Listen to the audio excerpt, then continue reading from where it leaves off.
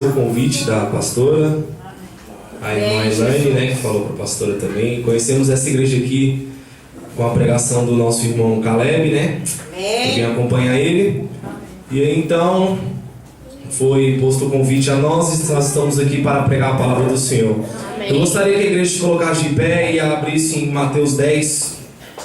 Iremos pregar uma parábola muito conhecida, porém pouco pregada. Eu confesso que tem anos que eu não escuto essa mensagem ser pregada, anos mesmo, porque hoje com esse evangelho da teologia da prosperidade, né, é muito difícil ser pregada essa parábola.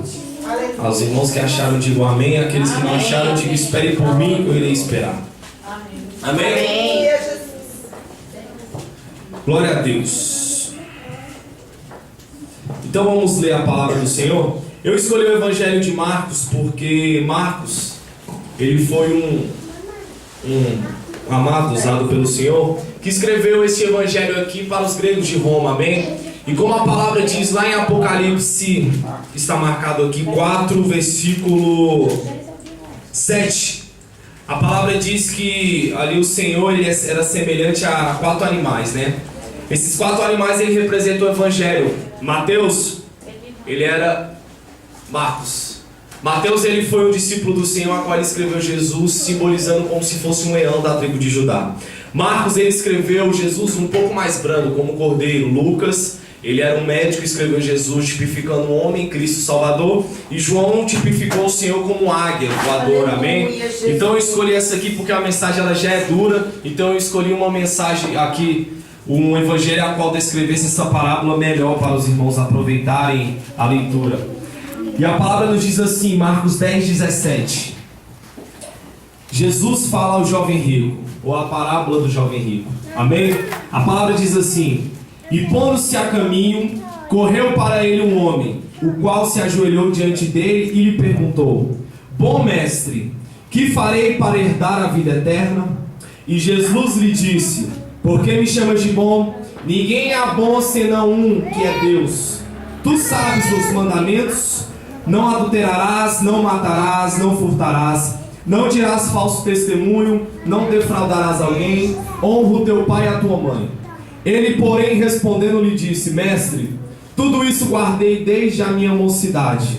E Jesus, olhando para ele, o amou e lhe disse: falta-te uma coisa, vai e vende tudo que tens e dá aos pobres, e terá um tesouro no céu, e vem e segue-me.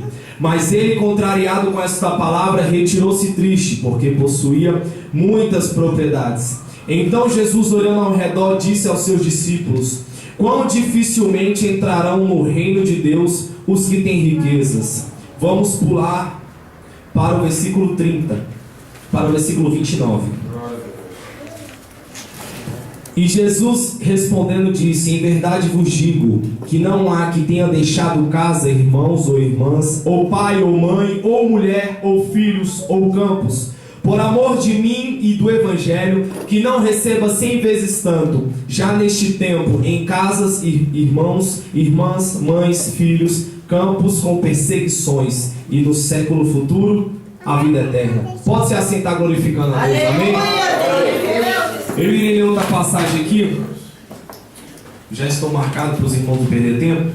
Lucas 17, versículo 10 diz assim: assim também vós, quando fizerdes tudo o que vos for mandado, dizei: somos servos inúteis, porque fizemos somente o nosso dever. Amém? Então vamos adentrar na mensagem aqui. Vamos fazer uma breve introdução. A palavra do Senhor diz que ele estava ali com os discípulos. O Senhor ele estava caminhando após ele fazer missões ali, estava pregando o evangelho, curando várias pessoas. E a palavra nos diz que apareceu um jovem que, olhando o mestre, correu aos pés do Senhor, correu à presença do Senhor. Lucas ele descreve esse jovem como um príncipe, Mateus descreve como um jovem rico, mas todos os evangelhos em harmonia dizem que esse homem ele era jovem, porém ele possuía muitas riquezas. Outrora eu ouso dizer que esse jovem ele era um homem conhecido na região dele. Ele era conhecedor da letra, ele era conhecedor da ciência, ele tinha uma família, que tinha posses, a qual também foi herdada a ele. E eu creio que esse jovem, como muitos de nós hoje queremos ter posses, queremos ter propriedades, mas esse jovem, ao aproximar do Senhor, nós iremos ver que ele expôs as suas falhas. E aí que eu quero entrar na mensagem. Ao aproximarmos de Jesus, hoje nós vemos que é pregado um evangelho, é pregado uma palavra, a qual nós temos que fazer coisas boas para merecermos nossa salvação, como se a salvação hoje fosse comprada. E eu quero te dizer, a salvação não é comprada.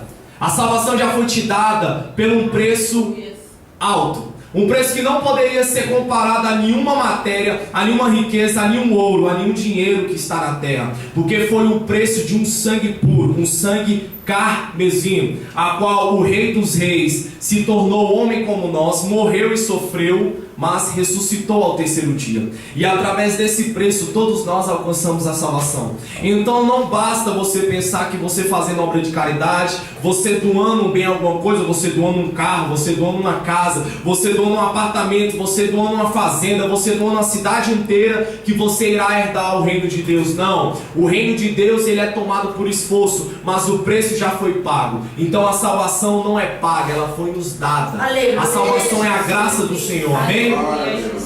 E a palavra vem nos dizendo assim que quando esse jovem rico se aproximou-se de Jesus, ele já chegou dizendo: bom mestre, o que farei eu para herdar a vida eterna? O Evangelho de Mateus nos traz a palavra dizendo assim: bom mestre, que bem farei eu para herdar a vida eterna? Naquele momento ali, quando aquele jovem, ele já ousou em dizer palavras ao Senhor, aquele jovem ali, ele já expôs as suas falhas, expôs as suas fraquezas, porque somos assim.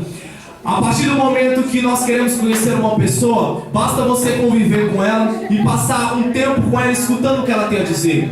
Tem pessoas que são conhecidas em só contar derrota, tem pessoas que são conhecidas em só contar tragédias, tem pessoas que são conhecidas em só conversar, tem pessoas que são conhecidas em só jogar a conversa fora, tem pessoas que são conhecidas em só falar mal do irmão, mas tem pessoas que são conhecidas que quando nós sentamos ao lado dela, nós encontramos palavras de amor, nós encontramos palavras de salvação, nós encontramos palavras de ânimos. Outrora eu creio que esta igreja aqui, essas pessoas que estão aqui, são esse tipo de pessoas, amém? Amém. Porque é triste, irmão, nós nos colocamos ao lado de uma pessoa que só fala tragédia, só fala tristeza, só sabe reclamar da vida, só sabe reclamar do salário, só sabe reclamar da circunstância. Se chove ela reclama, se faz sol ela reclama, se tá seco ela reclama, se tá molhada ela reclama, se mora em apartamento ela reclama, se mora em casa ela reclama, tudo ela reclama.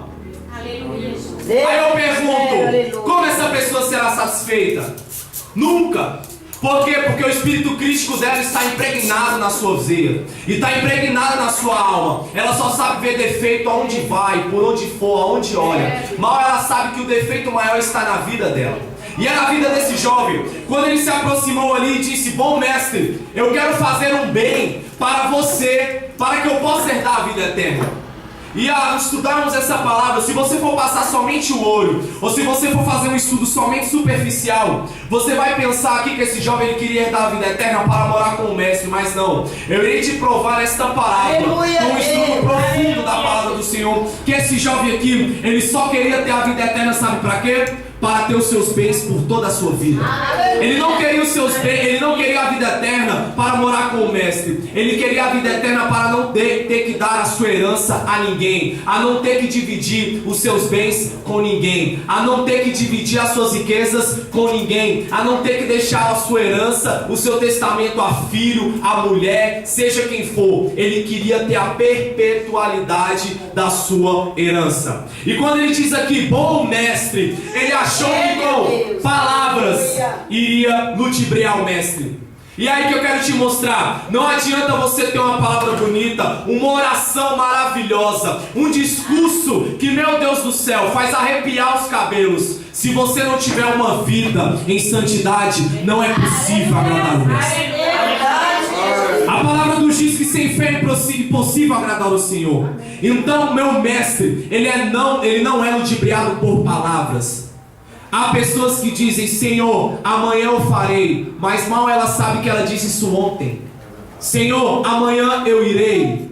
E o Senhor está olhando e está dizendo: sim, você me disse isso ontem. Não, Senhor, amanhã eu irei fazer isso, amanhã eu irei fazer aquilo, amanhã eu irei dizer que eu amo, amanhã eu irei evangelizar, amanhã eu vou estudar a tua palavra. E o Senhor só está olhando e está dizendo: como suas palavras são vãs. Você não me consegue tomar, me ludibriar com palavras bonitas. E foi assim esse jovem. Outrora eu penso que aquele jovem, quando ele correu ao Senhor, ele estava com vestes bonitas, ele estava com sapatos, sandálias de couro cara, ele estava ali com toda a sua vestimenta ali, que ao olhar para ele sabia que ele era um jovem rico. E quando ele disse: bom mestre, o que bem eu farei, meu Senhor olha para ele e já diz assim, a primeira cutucada que meu Senhor dá nele, o Senhor diz assim, no versículo 17: por que me chamas de bom? Não há bom um só, que é Deus. Se queres, porém, entrar na vida eterna, guarda os mandamentos. Ali quando aquele jovem disse: Senhor, o que eu farei para conseguir a vida eterna? Meu Senhor olha para ele e disse: ei, primeiramente, bom não sou eu, bom é Deus.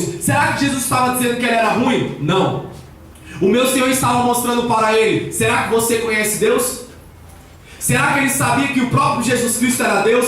Porque quando ele disse: bom mestre, o Senhor disse: eu não sou bom, senão aquele que é o Pai. E a própria palavra vem nos dizendo que o Pai é bom, porque ele nunca pisou nesta terra. Jesus Cristo não estava dizendo que ele era ruim, ele apenas estava mostrando para aquele jovem: ei, será que você sabe que você está falando com Deus vivo? Será que você sabe que você está falando com Deus que pode te dar a vida eterna? Então vamos lá, eu vou te dar um conselho. Quer ter a vida eterna? Guarda os mandamentos. Por que o Senhor disse isso? Aquele jovem, como eu já disse, ele era um jovem estudado, ele era um jovem que conhecia as leis, ele era um jovem fariseu, ele era um jovem que conhecia a escrita. E naquela época toda pessoa que sabia ler e escrever, ela era do alto escalão. É como hoje uma pessoa com mestrado, com pós-doutorado, ela é do mais alto escalão da sociedade. Então aquele jovem, ele conhecia a lei. E meu Senhor disse: ei, você conhece a lei? Então guarda os mandamentos. E aqui o mestre Jesus Cristo, como o maior psicólogo que já existiu no planeta Terra,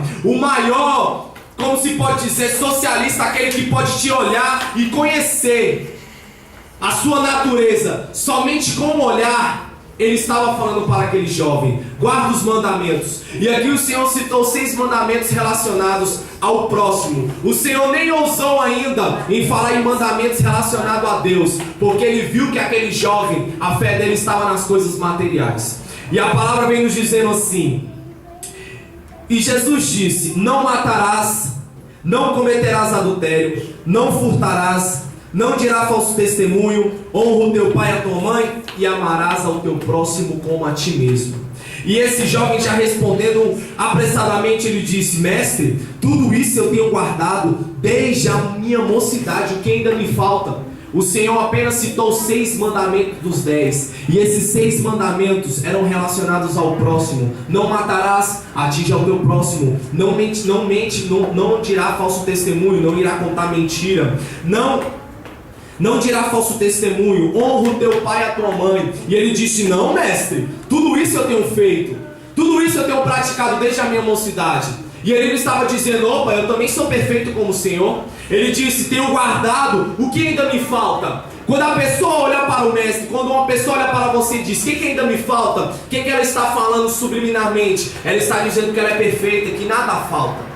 Assim são pessoas orgulhosas, pessoas soberbas. E não fique pensando que pessoa orgulhosa é só aquela que anda com carro importado, que ganha milhões por mês. Não, há pessoas que não ganham R$1 por semana e são orgulhosas, são soberbas. Por quê? Porque não querem descer do pedestal do seu orgulho, não querem descer do pedestal e encontrarem na humildade e saber que elas são errantes, são errôneas.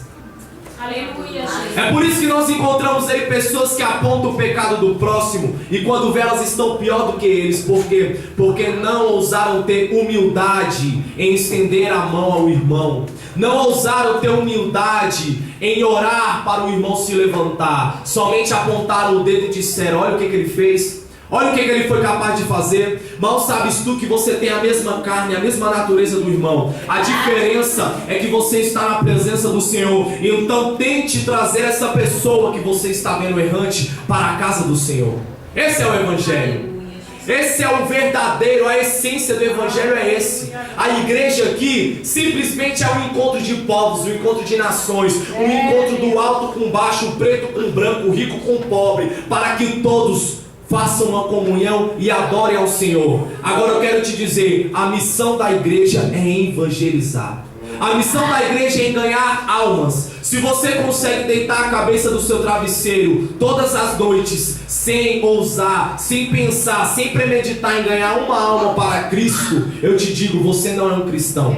O cristão, ele quer que todas as pessoas sejam salvas, porque a palavra do Senhor diz: o meu desejo é que todos se salvem. Eu não tenho prazer na morte do ímpio. E eu te pergunto, será que quando aquele bandido, aquele estuprador morre, você se alegra? Já vimos diversas vezes na TV, um estuprador quando ele é morto, um assaltante quando ele é morto, as pessoas batem palma. Isso é antibíblico.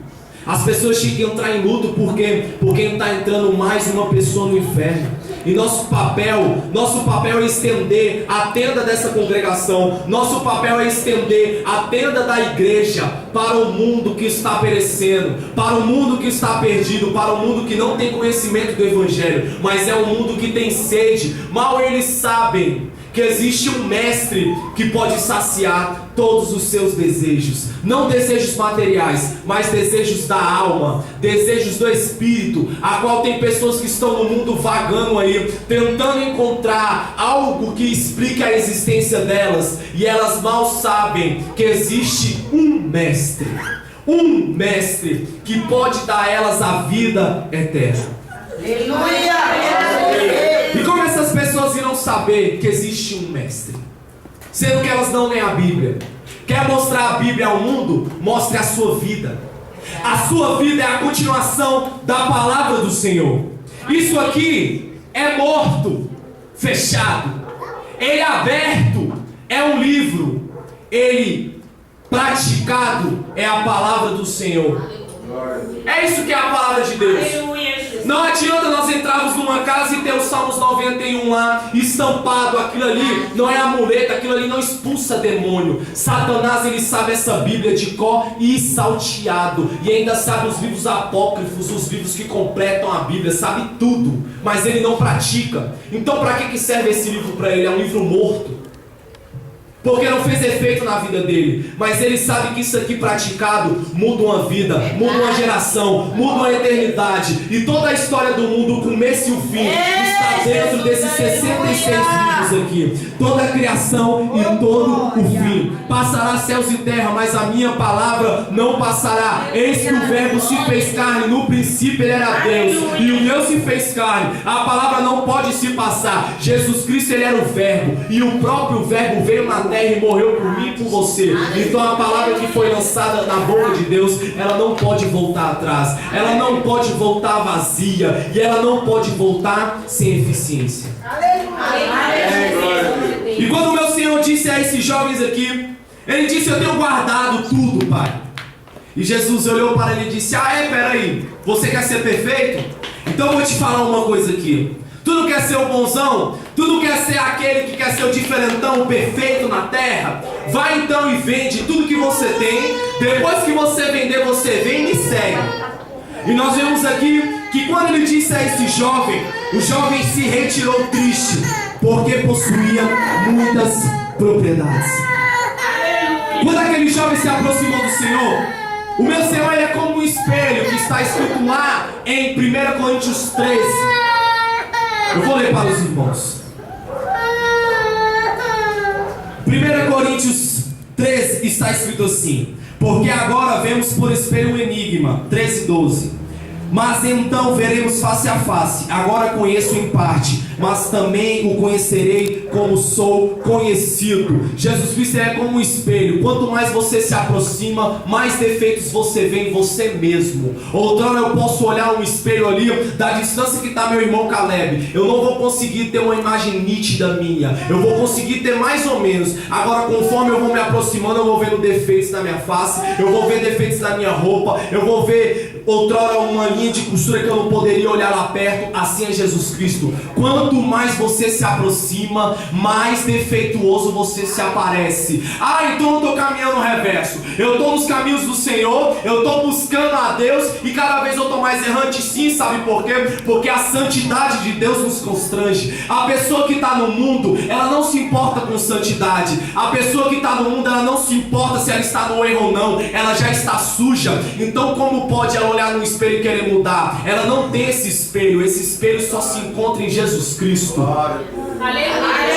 E assim, conforme nós vamos adentrando na presença do Senhor, nós vamos vendo o tanto que nós somos falhos e o tanto que a gente tem que mudar. Não pense você, não pense eu, que a salvação foi um prêmio que não foi nos dado há anos atrás, quando eu levantei a minha mão, aceitei a Jesus, estou salvo. Não, a salvação ela é diária, ela é praticada. Posso eu ter sido convertido há anos atrás, se hoje eu largar, perdi minha salvação.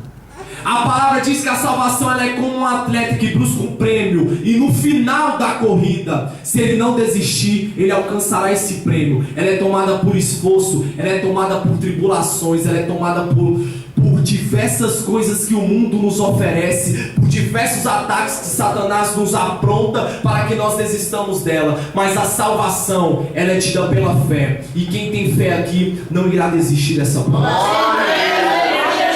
Aleluia! E quando o meu Senhor disse: pera aí, você quer ser perfeito? Então vai e vende isso que você tem aí, meu filho. Sabe por quê?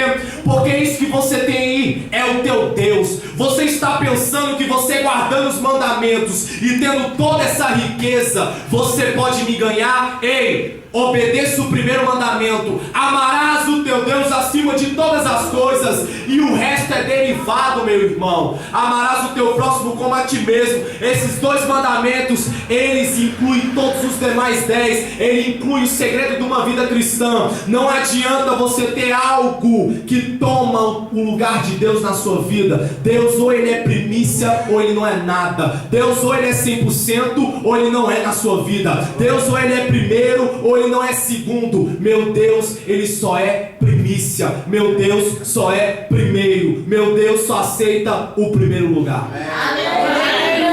Ah, mas eu não sou como esse jovem rico, eu não tenho propriedades. Ei, às vezes tem um filho, às vezes tem um colar, às vezes tem um programa de televisão, uma novela, que você não é capaz de deixar ele vir seguir o mestre.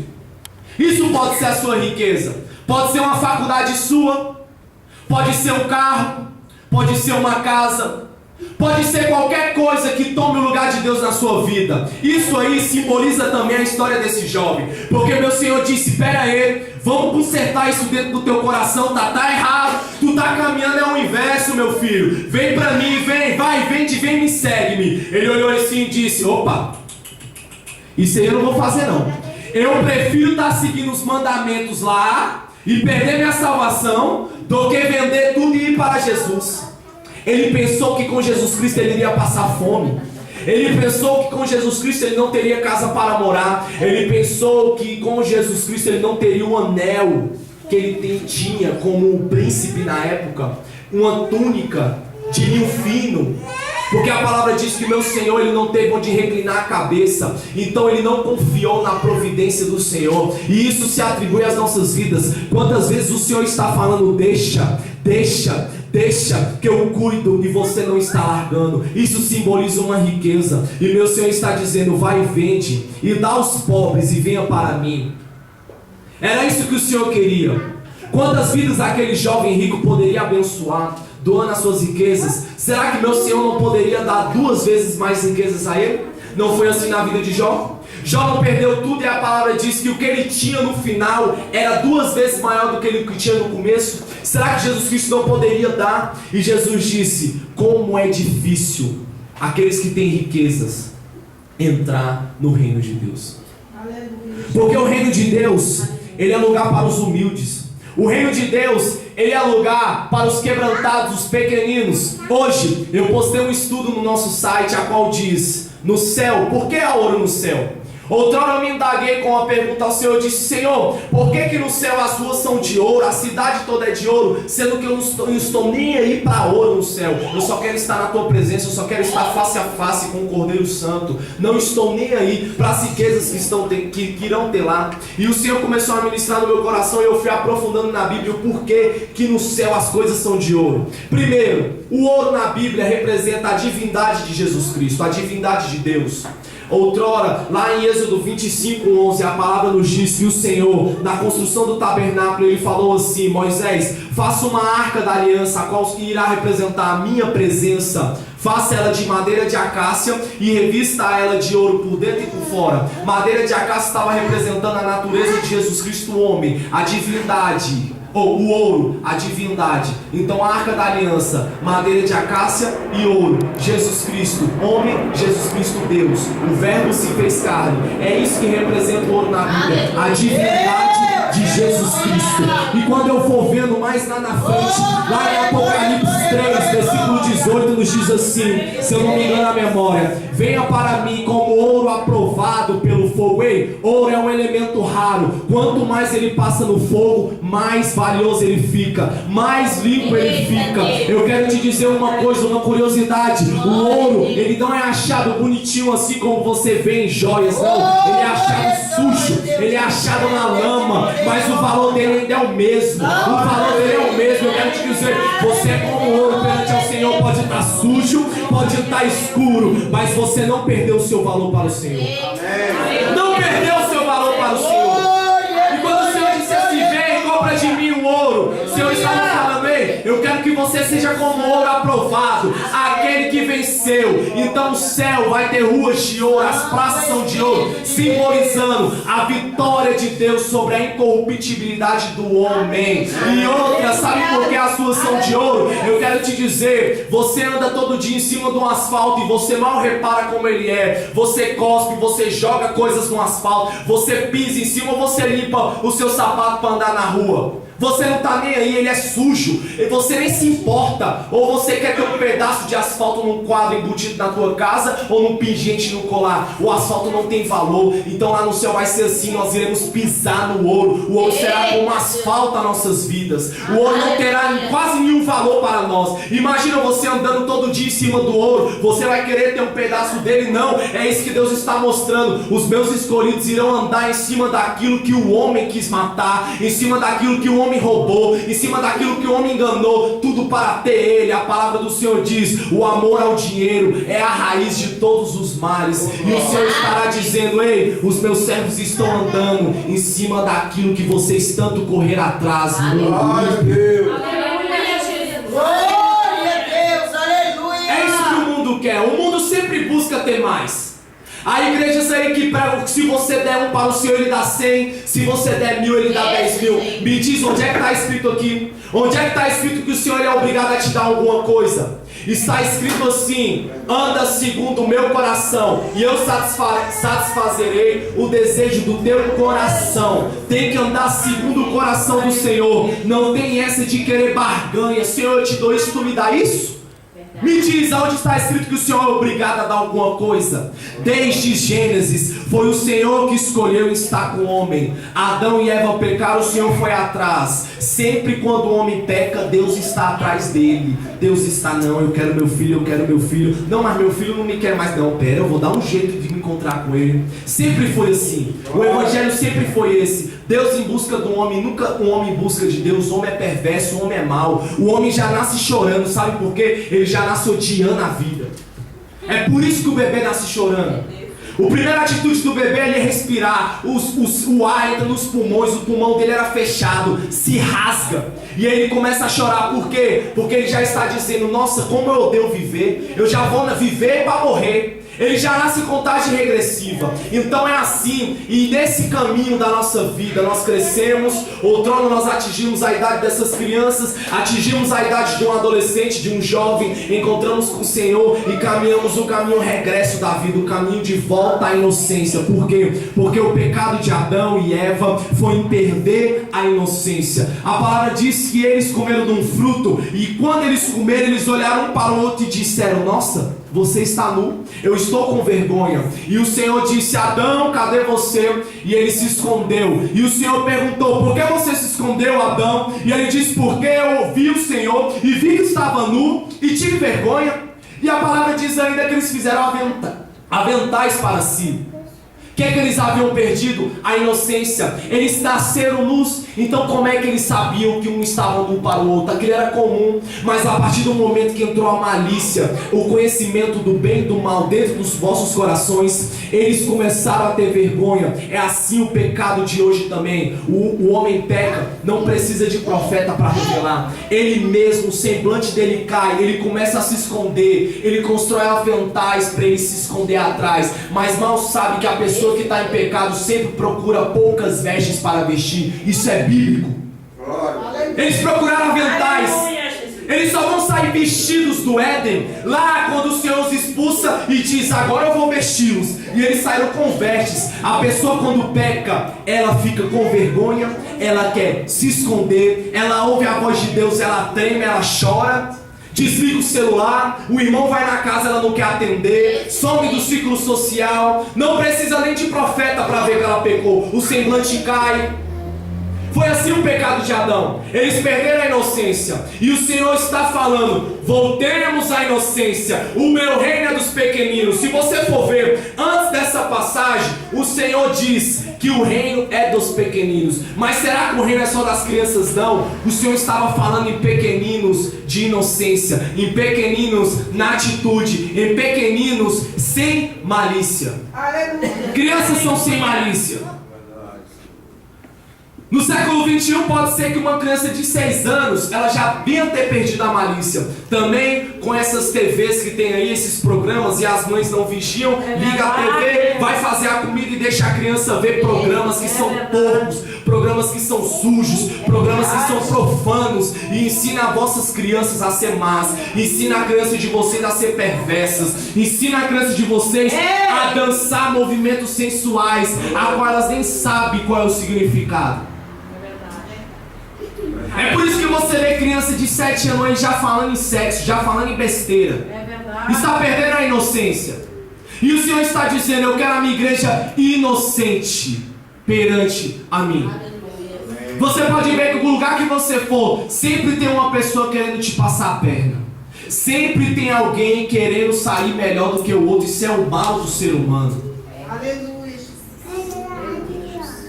E o Senhor, quando Ele disse: jovem, vai, vende que você quer ser perfeito, então você não quer ter a vida eterna para ter os seus bens, vem, segue-me. E ele ficou com o semblante caído e se retirou.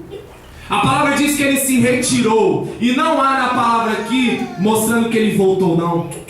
Só diz que ele se retirou. Quantas pessoas vêm à presença do Senhor querendo satisfazer o ego delas? Quantas pessoas vêm à presença do Senhor pensando que Ele é carta imobiliária para ganhar uma casa, pensando que Ele é consórcio para ganhar um carro, e são frustradas e saem da presença do Senhor? Mas não são frustradas porque o meu Senhor pode dar, não. São frustradas, sabe por quê? Porque o Senhor olha para elas e diz: ei, falta alguma coisa na sua vida, tira. E ela não tira, ela não abre mão, ela não descansa na presença do Senhor. E é por isso que saem frustradas. Por quê? Porque já entra com a perspectiva errada. As pessoas hoje têm a perspectiva errada de Jesus Cristo. Nós tínhamos que viver a nossa vida somente para agradecer ao Senhor, sem pedir mais nada. Porque a palavra diz: assim como Ele cuida do lírio do campo, Ele cuida daqueles que o servem. Assim como Ele alimenta as árvores que vão no céu, Ele outrora não alimentaria os seus filhos? Mas não, nós ainda pedimos coisas ao Senhor e Ele, pela sua misericórdia, nos concede. Nós fazemos desafio ao Senhor e Ele, por misericórdia, nos responde. E a palavra aqui diz que Ele olhou para os discípulos e disse assim: ei, por isso que vai ser difícil aquelas pessoas que têm riqueza. O milagre da multiplicação do peixe e do pão foi feito, sabe por quê? Porque um menino, ele só tinha 5 pães e 2 peixinhos. Aí você diz: mas era pouco. Era pouco? E para quem não tinha nem peixe nem pão, vai que aquilo ali era a comida da semana, do mês da casa dele. E ele olhou ali e disse: não, mestre, eu te dou esses 5 pães e 2 peixinhos. E através da atitude de um menino, o Senhor alimentou mais de 5.000 pessoas. É isso que eu quero te dizer. Às vezes você está pensando que o que você tem é pouco para ser largado. Largue na presença do Senhor. Você pode atingir mais de 5.000 pessoas. Então o Senhor ele olhou assim e disse: peraí, mas mestre, como a gente então vai se salvar? O Senhor olhou para os discípulos e disse assim: para vocês é impossível, mas para Deus tudo é possível. O que é que nós aprendemos? A salvação, ela não é comprada, ela é dada. Para nós é impossível salvar-nos. Me mostre um homem na terra que ele consegue alcançar o céu, consegue alcançar a vida eterna. Me mostre, se não for pela misericórdia do Senhor. E o Senhor ainda disse assim: os últimos serão os primeiros.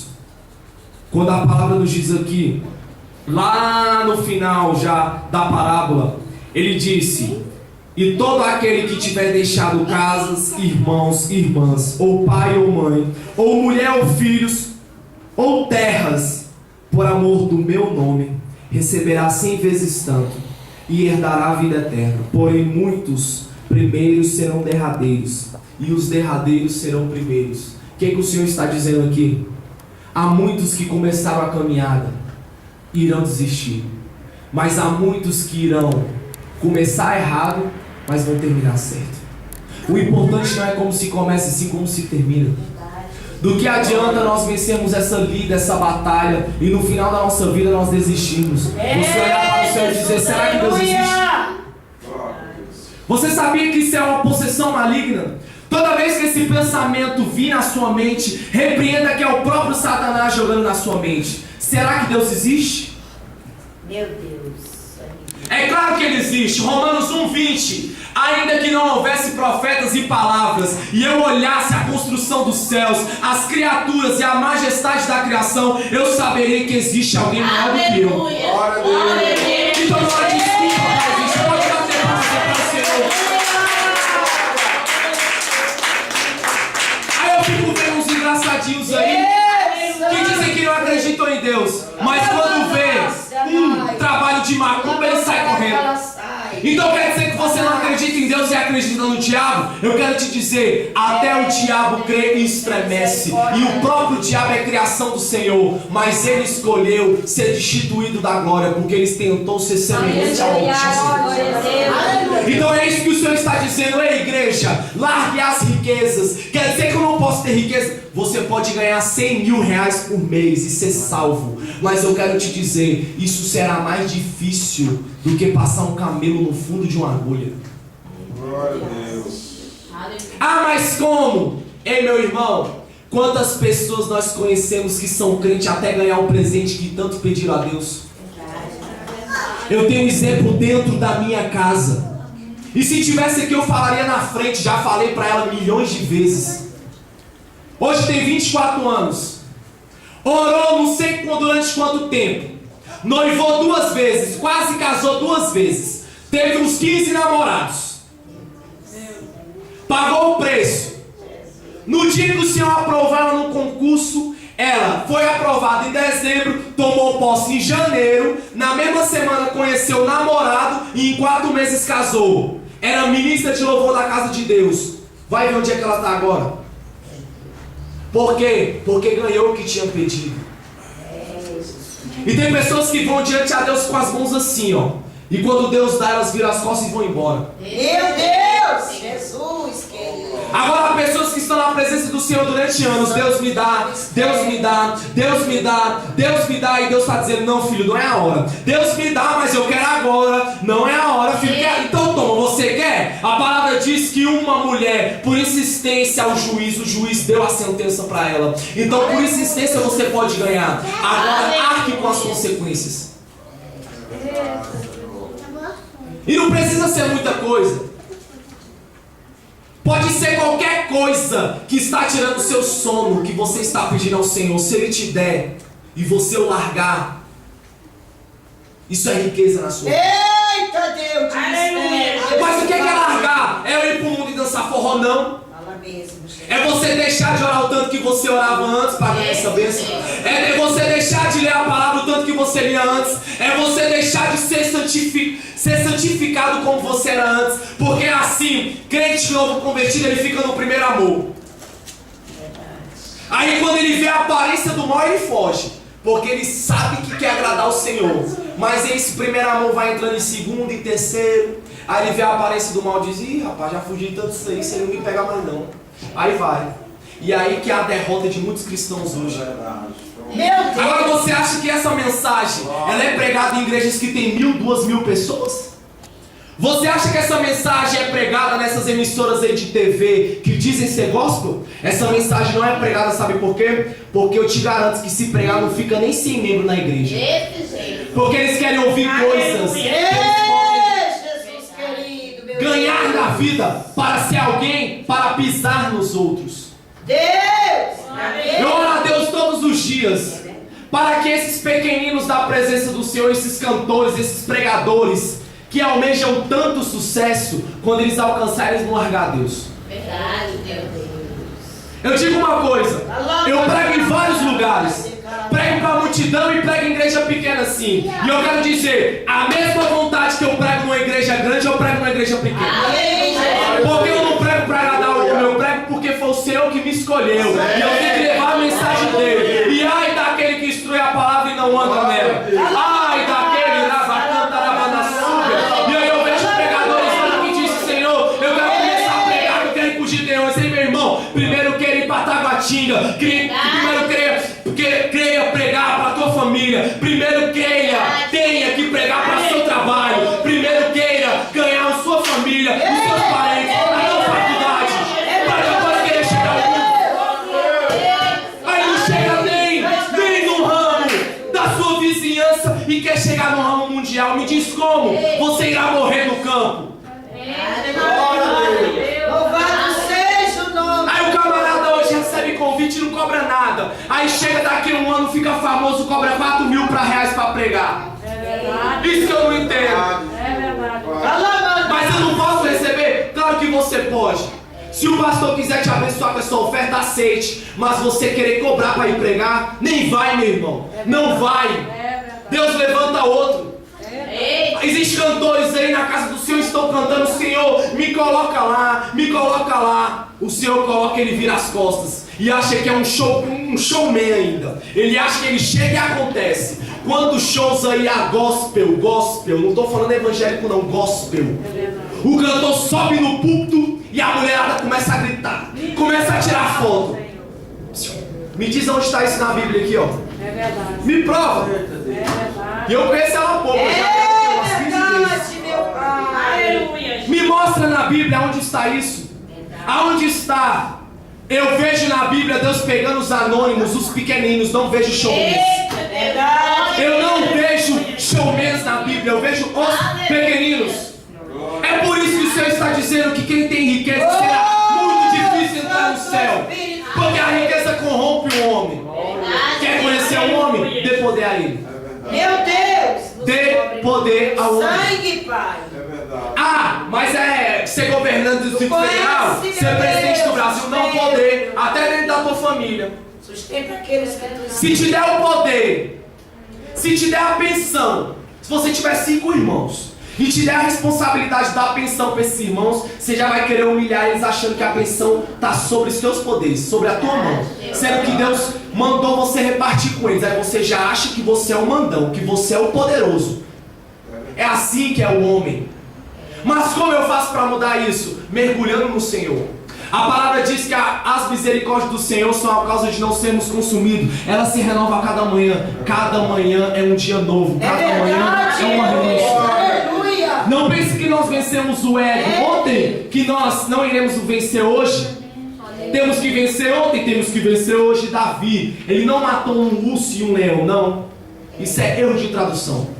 A palavra diz que quando ele se colocou à frente de Saul, ele disse: toda vez que vi um urso e um leão, era toda vez, todas as vezes. E sabe por que o Senhor escolheu pôr o trono da nação escolhida para um apacentador? Você quer saber por quê? Porque ele cuidava das ovelhas do pai dele, como ele cuidava da própria vida. o Senhor olhou para ele e disse: opa, ele está cuidando de algo que nem é dele e está dando a própria vida. Eu vou pôr o meu povo nas mãos dele, porque ele vai dar a própria vida. Aleluia. E é isso que o Senhor está te dizendo. Às vezes você não irá conseguir aquele carro importado, aquela casa de 3 andares, mas você pode ir para o céu. Aleluia. Glória a Deus.